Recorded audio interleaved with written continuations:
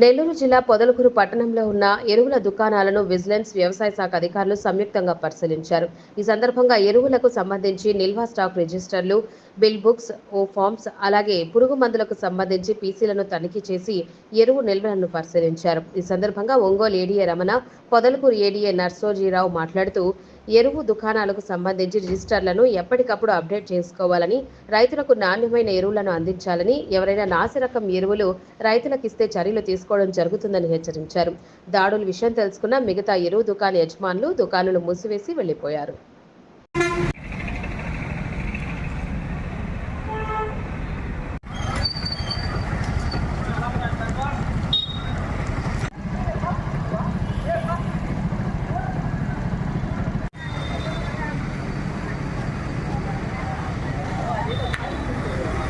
పొదలకూరు గ్రామంలోని సాయిబాబా చేసిన ఎరువులు విత్తనాల దుకాణాన్ని సందర్శించడం జరిగింది. ఎందుకంటే ముఖ్యంగా వ్యవసాయ శాఖ మరియు విజిలెన్స్ శాఖ సంయుక్తంగా కలిసి స్టేట్ మొత్తం మీద తనిఖీలు చేయడం కమిషనర్ ఆదేశాలు జారీ చేయడం జరిగింది. అందులో భాగంగా ఈరోజు పొదలకూరు రావడం జరిగింది. ముఖ్యంగా ఈ షాప్ ఇన్స్పెక్ట్ చేసినప్పుడు చాలా వరకు కరెక్ట్గా ఉన్నాయి. అక్కడక్కడ కొన్ని ఎంట్రీస్ లేనందువల్ల, ముఖ్యంగా సీడ్స్లో ఫామ్ సి లేనందువల్ల నువ్వులు దానికి 69,000 రూపాయలు స్టాప్ సేల్ ఇవ్వడం జరిగింది. అదేవిధంగా ఎరువులు కూడా స్టాక్ రిజిస్టర్లో అన్నీ కలిపి రాశారు. కంపెనీ వైజ్ రాకుండా ఆల్ కంపెనీస్ లిస్ట్ రాసినందువల్ల అది కూడా సరి చేసుకోవడానికి స్టాప్ సేల్ ఇవ్వడం జరిగింది. దాంతోపాటు పురుగు మందుల్లో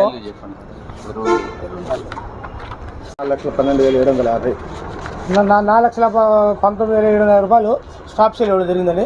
అదేవిధంగా పురుగు మందుల్లో కూడా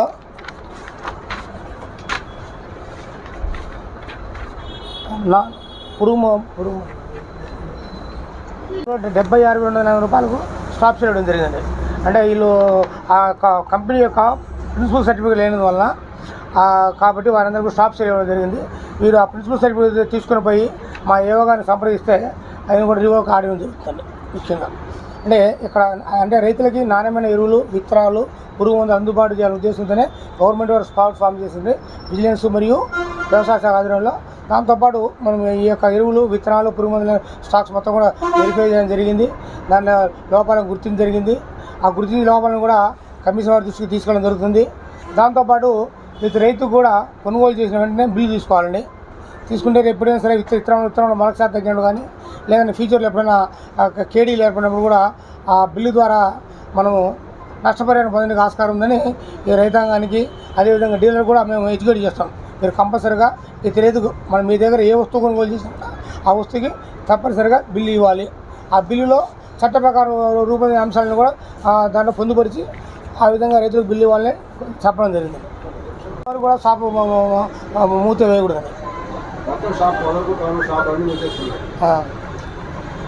అవన్నీ కూడా స్థానిక ఏడీ గారు, ఏఓ గారికి చెప్పడం జరిగింది. వాళ్ళందరి మీద కూడా చర్యలు తీసుకుంటారు. వాళ్ళకి నోటీసులు ఇష్యూ చేసి కంపల్సరీగా యాక్షన్ తీసుకుంటారు. విజిలెన్స్ వాళ్ళు మరి ఏవో వ్యవసాయ శాఖ తనిఖీకి వచ్చారు కాబట్టి వాళ్ళు వచ్చిన సందర్భంగా మిగతా షాపులు మూసేసేయడం జరిగింది. దాంట్లో భాగంగా వాళ్ళు ఇన్స్ట్రక్షన్స్ ఇచ్చున్నారు. వాళ్ళకి ఈసారి నోటీసులు జారీ చేసి ఈసారి ఇట్లాంటి కనుక పొరపాట్లు వస్తే మేము శాఖాపరమైన ఏదైనా చట్ట ప్రకారం వాళ్ళ మీద చర్యలు తీసుకోవడం జరుగుతుంది.